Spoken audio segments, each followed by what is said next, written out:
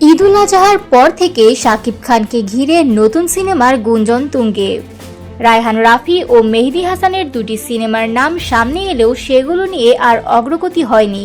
তবে গত সপ্তাহে হঠাৎ জানা যায় নাম ঠিক না হওয়া একটি নতুন সিনেমায় শাকিব চুক্তিবদ্ধ হয়েছেন।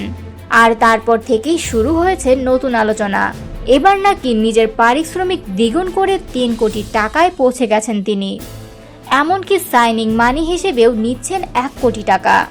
যদিও পরিচালক আবু হায়াত মাহমুদ এসব তথ্যকে গুজব বলে উড়িয়ে দিয়ে বলেন, ফেসবুকে যা খুশি তাই লেখা হয়। তবে পারিশ্রমিকের নির্দিষ্ট অঙ্ক নিয়ে তিনি মুখ খুলেননি। এর আগে জানা গিয়েছিল শাকিব প্রতি সিনেমায় ১.৫ কোটি টাকা পারিশ্রমিক নেন।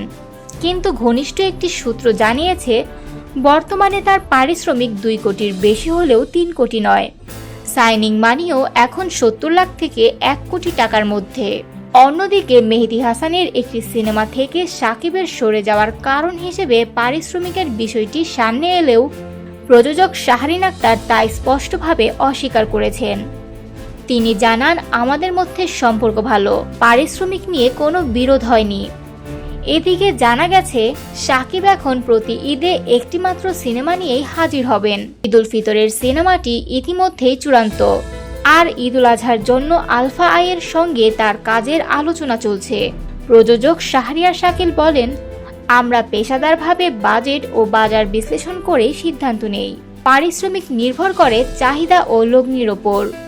সব মিলিয়ে শাকিব খানের পারিশ্রমিক নিয়ে যতই জল্পনা চলুক না কেন, এটুকুই স্পষ্ট, তিনি এখনও ঢালিউডের সবচেয়ে চাহিদা সম্পন্ন নায়ক।